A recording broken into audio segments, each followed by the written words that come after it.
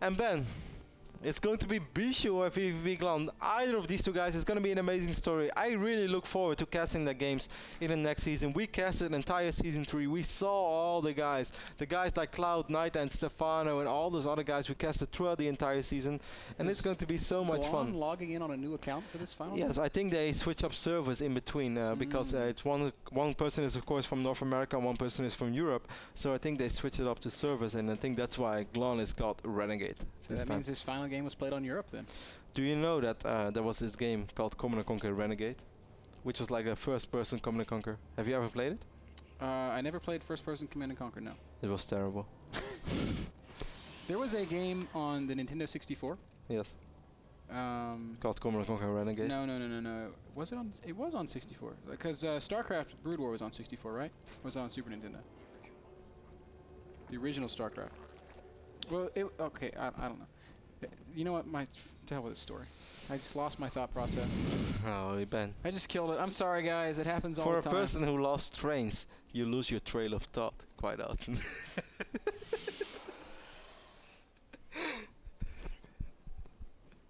I don't have a response to that. Because guys, you have to know that MrBitter really loves trains. I love riding on trains. Like, you don't understand. When I was living in Germany, I spent the first month or so. You know, I wish I had sunglasses, so after I said that, I could have been like, yeah!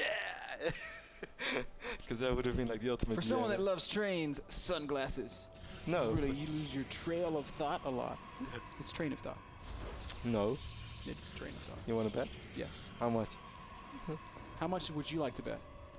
I will ask the Muslim, because he taught me trail of thoughts.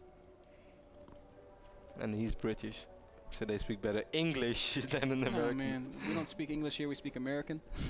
And in America it's train of thought? Yeah. I'm sure it is. Ben, let's focus on the game. This is our final game. It's Bischu versus Glon. The winner will qualify for NASL Season 4. And of course, get $750. But Ben, what does $750 really matter when you can qualify for Season 4 and win so much more money? Man. Maybe Bischu will be the next player to dance party with champagne showers. Wow. I would like to spray champagne over Bischu. I'm not gonna lie. I mean, this is it, man. It all comes down to this. This is Season 4 on the line. It's not just $750. It's 9 weeks of intense gameplay. It's having your games casted live for the whole world every single week, except once when you have your bye.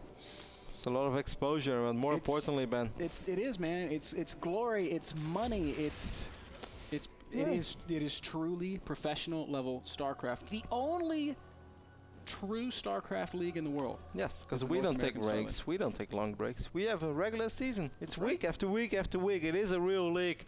And of course, these guys would love to be part of it. You can win so much money and you get so much exposure. You can win so much fame, man. You can win so many things out of it. Everything comes down to one final, best of one, basically, between Bischu and Glon.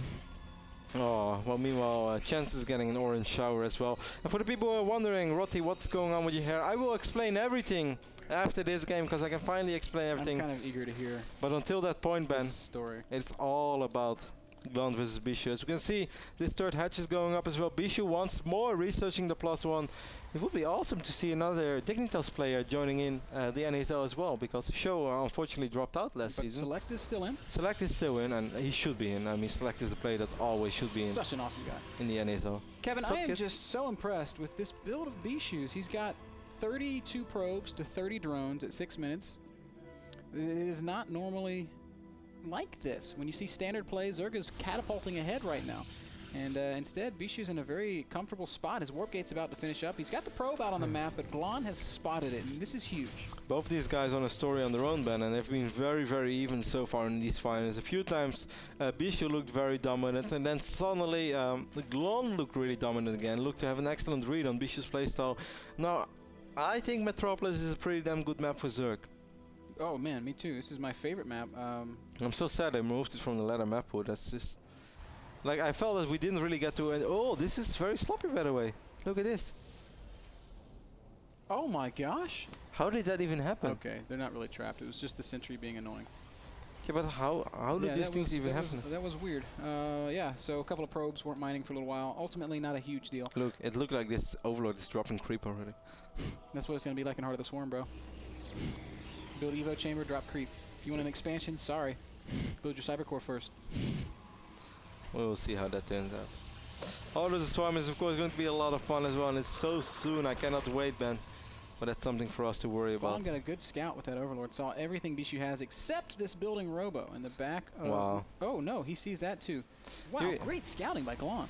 You are right though, like regarding work account, they're still even. And this is 8 minutes into the game. Normally this is the phase of the game where Zerg should be pulling ahead by workers by quite a large margin already. I would say 12 to 15 drones. We see that Glon is producing roaches, and I can't blame him. I would be super paranoid if I was a Zerg playing a best of 5 against Bischu. I know a couple of Terran players who are super paranoid playing against Bischu because they all know that Bischu loves to 6 or 7 gate against the Terran. Imagine if you're Zerg, man. I feel the same, Kev. I mean, this is a scary way to go about playing StarCraft. He's getting the Warp Prism. He's making sentries. You can almost count. Well, this doesn't have to be an Immortal Follow. Oh my God, it's not going to be an Immortal Follow. This is going to be an 8 gate. No. An 8 gate in the final game here on Metropolis, and the sad as it is, man, I think that Glon made units too early. He just doesn't have the economy to perhaps deal with an 8 gate. He's got 3 hatcheries and a 2-base economy, which is, oh, I just don't know. I mean, he... well, is this a fake, man? Like, if this was a fake, why would he break the rocks? I don't know. He is clearing out the Zerglings before he's going to show the Warp Prism. I really think that the moment... Wing runs down, sees no Nexus, and that's going to queue up more roaches. Zealot being wiped in as well. I really think it would be such a big tell if Glon was only able to spot the Warp Prism, man. Glon's got enough to fight right now. Look at his link, man. Look at his link. Oh. Will he see the Warp Prism? No, he did not see the Warp Prism. But still, he's got so much army supply. 70 army supply to 45. If he fights right now, oh, he spots the Stalkers, and but there are 9 sentries. Going to Force fields. Doesn't kill anything. Fields, but doesn't really protect the army. Doesn't kill a lot, but it does protect. Warp Prism is over here right now. It's going to be another big warp in for Bischu. This is so tense. Bischu? Truly the deciding moments of this series right now. He just picked up the sentries. He's going to drop the Nexus. Okay. Well, he doesn't dare to do it. I don't mind this. I don't mind this because he saw the army of Glon, and that is a big army. And Bischu, if he goes for that attack, he's saying, I win the game here or I lose the game here. And everything I did was for nothing. Instead, he backs off. This is not unlike watching Inca's game against Idra on this very same map. That is true, but I felt that Inca's commitment was a little bit smaller. There was not 8 gates. That's also true. That was a star gate. I mean, Glon is going to try to make something happen with burrowed roaches, perhaps. Does he have +1 on the roaches already? No, he has 1 armor upgrade. There are 8 gates, and that means that this Warp Prism with sentries could be game-ending. If he warps in 8 Zealots, they could deal so much damage. Oh my God, there's nothing back at home at the same time. Glon is... No, Glon, you can't turn around. No. Oh, no. Just go for it. You're going to have to go for it. This is it. This is the pivotal, the deciding moment of this game. Roaches are in production. Glon is going to go for the counterattack. That's a lot of roaches. It's a ton of roaches, but there's also a lot of army Bischu is losing the ramp. How did that happen? The ramp was busted. The Queen managed to get over here. The Warp Prism has left, and Glon is still in this game, is like both players are going to let each other get away with it. Glon was not going to totally commit to this counter. A couple of roaches will make their way into the main base. 3 roaches will one-shot probes. That's going to do some damage for sure, and Glon is still dancing around. This is going to force Bischu to react. He has to come down to this 3rd base and try to save it. Oh, you don't want to overextend Glon. That would be so dangerous. Roaches have done a little bit of damage. It looks like about 6 probe kills there. They will eventually get cleaned up. They have Burrow. Oh, they have Burrow. Burrow. They're not going to Burrow. He's forgotten about Burrow. He's instead going to go home. Well, I cannot blame him. This game must be so nerve-wracking to play a game like this, certainly in the way that it's been unfolding so far with those sentries. Imagine, Ben, you see those force fields going down in the final deciding game 5 on your ramp. You just have no idea what to do anymore. He forgot that he had Burrow. I can't blame him too much for that. Worker-wise, it's still pretty good for Glon. 68 against 52. It's now almost like a normal ZVP. Yeah, but the problem is it's a 3-base Protoss, and there isn't really a whole lot of tech. The upgrades are quite good for Glon, and he is getting his 4th hatch. That's right. He's also finishing the infestation pit. He can start his hive macro now. hatch. And he's going... Okay, it was double spire, and then he canceled 1. We can see the nerves in these guys play. War Prism is coming in once more. APM shows us, wow, Glon is a very fast player, man. 237. Bischu as well, 184. So both these guys having some serious speed. Man, the last time I touched 184, I was 15. Well, maybe 18. Last time I had 180 APM was in a Brood War game. And I'm pretty sure I lost that game. Look at how fast I am, Mom! That's exactly what it was Mom, like. I can win that gold medal at WCG. I really can. Look at my speed. And then you lost to like someone who's like D-. Yeah, that's pretty much the story of my Brood War life, bro.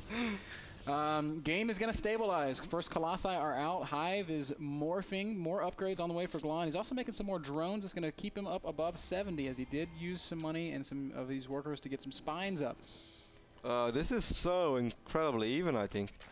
Like, this has been a very fitting final. These guys. I really don't know how to say who's going to favor this. Like, this push can be deadly. This looks like a very, very strong and powerful push.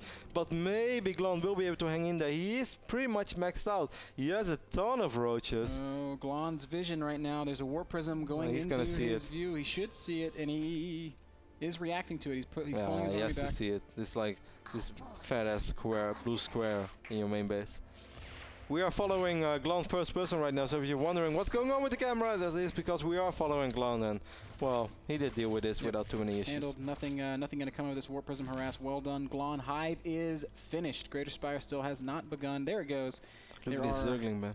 3 Corruptors out. That is a very important Zergling, except the army walks around him. He's still important.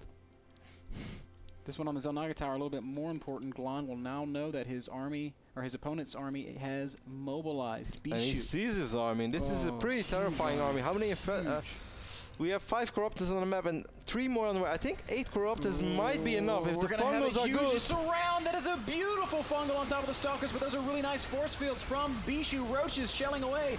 Stalkers being blinked around. Corruptors not good able force to fields. Kill the Colossi. Look at these roaches. They're so good. And Bischu decisively winning that fight, blinking forward, kills another Corruptor.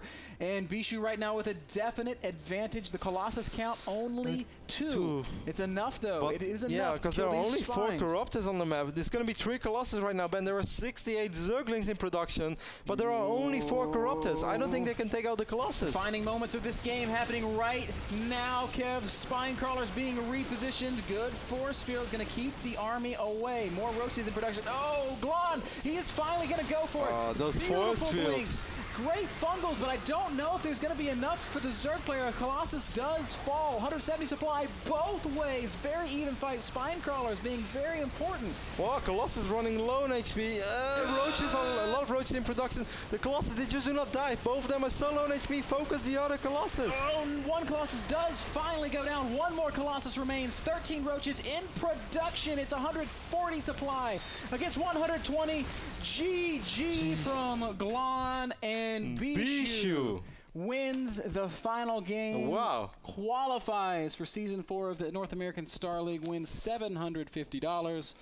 And more importantly, qualifies for the NASL Season 4. Bischu is the champion of our first qualifier. Ben, what a big success for Bischu. Wow. And also, so nice for Team Dignitas to have another player in the NASL. Bischu, one of those guys who's been around in the European scene for such a long time. Made it through, qualified, wins $750, and we have the pleasure of casting him throughout entire Season 4. One of the biggest wins, I think, of Bischu's StarCraft II career. It wasn't easy. We had a lot of great signers. We had a lot of good players signing up. In the end of the day, it was Bischu making it all the way. It was fantastic play from Bischu. Unbelievable, guys. That was so exciting. I'm so glad that y'all stuck around for that. Excellent games, so evenly matched in the final were Bischu and Glon. And Bischu is the winner. Bischu is the winner. And Ben, I have a present for you. This explains everything. This one is for you, Ben. Because today, guys, is a very special day. It's more like the week, but I had to wait until Sunday for this day to be here. Ben, what does it say?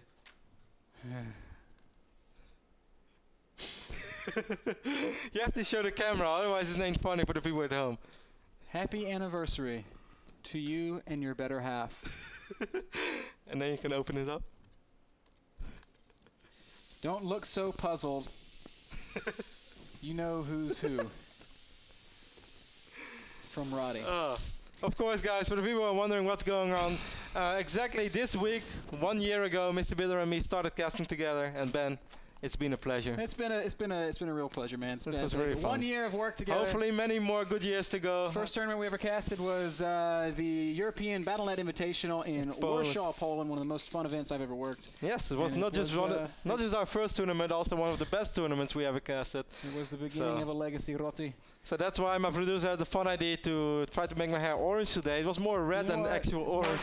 Well, I missed that one because of the bright lights in the studio, so I have no idea what just happened. Anyway, guys, I hope you all had a ton of fun watching the NASL Season 4 qualifier. We're going to have 3 more of these. Right. Sign up. Go to NASL.tv for information about the sign-ups. Before we sign out, we want to remind you guys that the Gauntlet returns on Wednesday morning. At 10 a.m. Pacific, it will be the European Gauntlet that'll be casted by Rotti and myself. Wednesday afternoon will be the final North American Gauntlet that'll be brought to you by Andre and Frodan. And of course, the next round of qualification happens on Thursday. Guys, before we sign out, we have to thank our sponsors, Epson Projectors, the best and brightest projector brand in the world. Epson.com/projectors is where you can get all the information. We've got Azo monitors, the highest quality gaming monitors on the planet. They're at azo.com/NA. You can order yours today. I'm on camera too right now. Kingston HyperX solid state drives and RAM. Kingston.com where you can order yours. Enough, guys. Enough. Enough is enough. Ben. You would think that we worked with professionals around here, but in fact, no. It's amateur hour. It's just children. Oh, look at us. This is a joke. It's a yoke. I'm calling a meeting. Game Minder, the smartphone app that allows you to set reminders for video game releases and North American Star League broadcast. Handelabra.com. Search Game Minder. And, of course, iBuyPower PCs. The PCs that power the North American Star League.